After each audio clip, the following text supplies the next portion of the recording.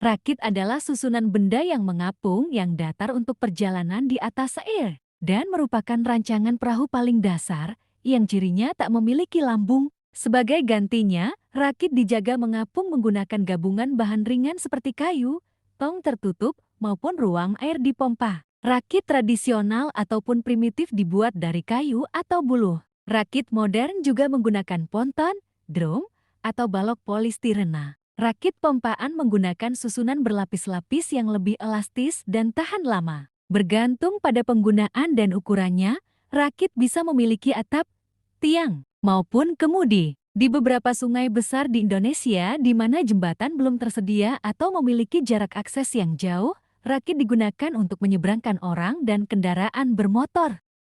Sampan adalah sebuah perahu kayu Tiongkok yang memiliki dasar yang relatif datar dengan ukuran sekitar 3,5 hingga 4,5 meter yang digunakan sebagai alat transportasi sungai dan danau atau menangkap ikan. Sampan dapat mengangkut penumpang 2-8 orang, tergantung ukuran sampan. Sampan ada kalanya memiliki atap kecil dan dapat digunakan sebagai tempat tinggal permanen di perairan dekat darat. Sampan biasanya tidak digunakan untuk berlayar jauh dari daratan karena jenis perahu ini tidak memiliki perlengkapan untuk menghadapi cuaca yang ekstrim. Sampan digerakkan dengan sepotong gala, dayun, atau dapat pula dipasangi motor di bagian belakangnya. Ada juga sampan yang memiliki layar sebagai penggeraknya. Perahu adalah kendaraan air yang biasanya lebih kecil dari kapal laut. Beberapa perahu biasanya dibawa oleh kapal laut. Akan tetapi kata perahu ini sebenarnya mengalami penyempitan makna, karena setidaknya sampai abad ke-17, perahu merujuk kepada kapal besar. Sebuah perahu biasanya terdiri dari satu atau lebih struktur yang mengapung disebut lambung kapal dan beberapa sistem pendorong seperti baling-baling, dayung, pedal, tiang layar, roda pendayung, atau sebuah jet air. Dhow adalah nama umum untuk sejumlah kapal layar tradisional dengan satu atau lebih tiang, memakai layar laten, dan digunakan di wilayah Laut Merah dan Samudra Hindia.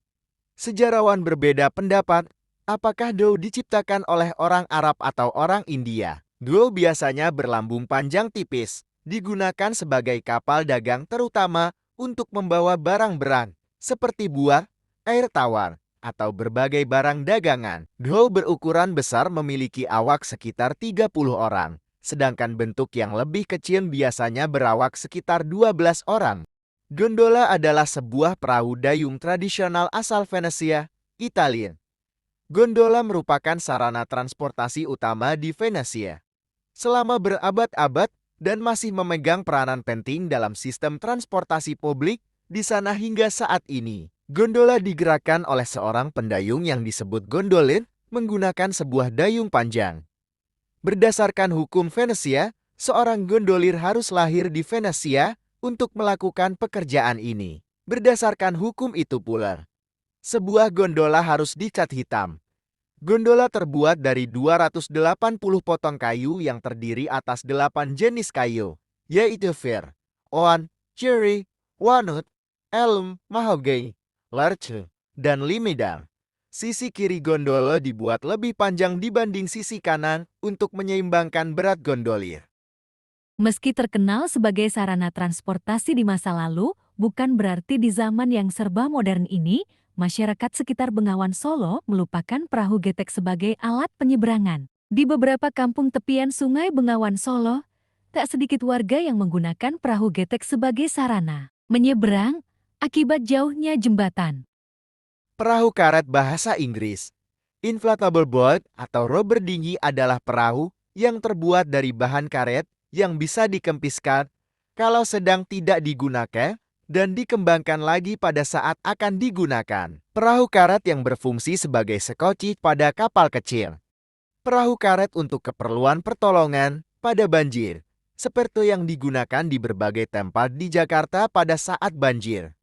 Perahu karet untuk keperluan wisata seperti arum jeram. Perahu karet untuk penjaga pantai.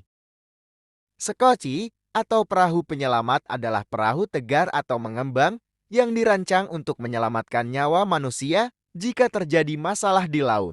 Sekoci umumnya merujuk pada kendaraan yang dibawa oleh kapal yang lebih besar untuk digunakan oleh penumpang dan awak kapal dalam keadaan darurat. Tapi di Britania Raya, istilah ini terutama merujuk pada jenis kapal khusus yang tersedia di pelabuhan. Umumnya diawaki oleh relawan yang digunakan untuk secepatnya mencapai kapal yang menghadapi masalah. Jet ski adalah nama merek dari sebuah perahu pribadi yang diproduksi oleh Kawasaki.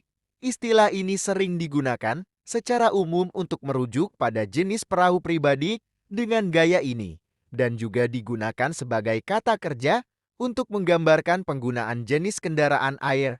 Jet ski biasanya bisa membawa 1-2 orang duduk dalam konfigurasi seperti sepeda biasa atau sepeda motor. Itu adalah kapal pribadi komersial pertama yang sukses di Amerika yang telah dirilis pada tahun 1972 setelah mencapai perjanjian lisensi dengan penemu jet ski, Clayton Jacobson II, saat perjanjian lisensinya dengan bombardir telah berakhir.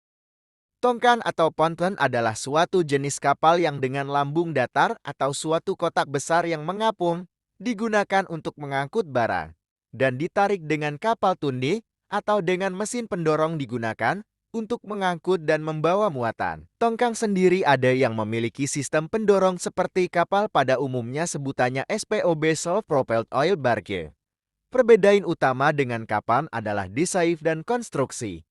Tongkang sendiri umum digunakan untuk mengangkut muatan dalam jumlah besar seperti kayu, batu bara, pasir, minyak, dan lain-lain. Kapal barang cargo ship adalah segala jenis kapal yang membawa barang-barang dan muatan dari suatu pelabuhan ke pelabuhan lainnya. Ribuan kapal jenis ini menyusuri lautan dan samudra dunia setiap tahunnya memuat barang-barang perdagangan internasional.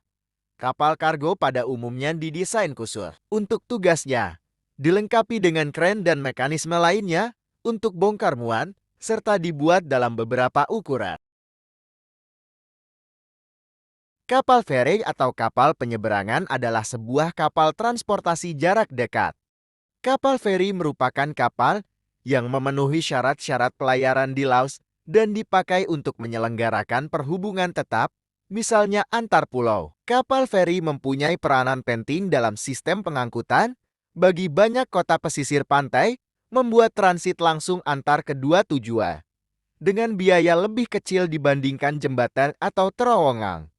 Kapal feri terutama digunakan untuk sarana penyeberangan, termasuk menyeberangkan kendaraan darat. Perhubungan dengan kapal feri cukup berperanan di Indonesia. Antara lain penyeberangan di Selat Sunda antara Merah, Banten dengan Bakauheni, Lampung, penyeberangan di Selat Bali antara Ketapang, Jawa Timur dengan Gilimanuk, Bali, dan sebagainya. Kapal feri terutama digunakan untuk sarana penyeberang. Kapal penumpang adalah kapal yang digunakan untuk angkutan penumpang, untuk meningkatkan efisiensi atau melayani keperluan yang lebih luas. Kapal penumpang dapat berupa kapal ro-ro ataupun untuk perjalanan pendek terjatuhan dalam bentuk kapal feri. Di Indonesia, perusahaan yang mengoperasikan kapal penumpang adalah PT Pelayaran Nasional Indonesia, yang dikenal sebagai PLNI, sedang kapal ro-ro penumpang dan kendaraan dioperasikan oleh PT ASDPI, PT Dharma Lautan Utama, PT Jembatan Madura, dan berbagai perusahaan pelayaran lainnya. Jukung atau juga dikenal sebagai cadik adalah perahu kecil bercadik kayu dari Indonesia. Jukung adalah perahu nelayan tradisional, tetapi penggunaan yang lebih baru termasuk sebagai jukung daes, yaitu menggunakan perahu untuk kendaraan untuk kelompok kecil penyelam. Jukung sangat baik kemampuannya dalam belayar ke arah angin. Mereka biasanya dihiasi dengan baik dan memiliki busur seperti ikan marlin. Saat ini ada versi model jukung yang terbuat dari pipa hai dan sedi polyeselin HDP di Indonesia. Diiklankan sebagai perahu yang tidak dapat tenggelam, badan utama terbuat dari pipa HDP tertutup yang mengandung udara tertutup sebagai sumber kuasa apungnya. Kapal perikanan di Indonesia dapat dibedakan menjadi 5 kategori, yaitu kapal penangkap ikan adalah kapal yang secara khusus digunakan untuk menangkap ikan, termasuk menampung, menyimpan, mendinginkan, atau mengawetkan. Kapal pengangkut ikan dan pengolah ikan adalah kapal yang secara khusus digunakan untuk mengangkut ikan termasuk memuat, menampung, menyimpan, mendinginkan, atau mengawetkan. Kapal latih perikanan adalah kapal khusus digunakan untuk praktek kelautan yang meliputi navigasi, penangkapan ikan, penanganan hasil ikan tangkapan, dan lain-lain. Kapal penelitian atau eksplorasi perikanan adalah kapal yang secara khusus digunakan untuk kegiatan penelitian, termasuk pendugaan sediaan sumber daya ikan, oceanografi, dan lain-lain. Kapal pendukung operasi penangkapan ikan dan atau pembudidayaan ikan. Kapal tunda adalah kapal yang dapat digunakan untuk melakukan manuver pergerakan, utamanya menarik atau mendorong kapal lainnya di pelabuhan, laut lepas, atau melalui sungai atau terusan. Kapal tunda digunakan pula untuk menarik tongkang, kapal rusak, dan peralatan lainnya. Kapal tunda memiliki tenaga yang besar bila dibandingkan dengan ukurannya. Kapal tunda zaman dulu menggunakan mesin uap, saat ini menggunakan mesin diesel.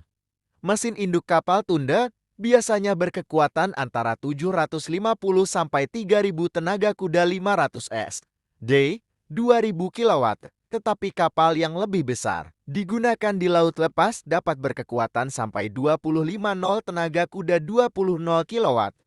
Kebanyakan mesin yang digunakan sama dengan mesin kereta api, tetapi di kapal menggerakkan baling-baling.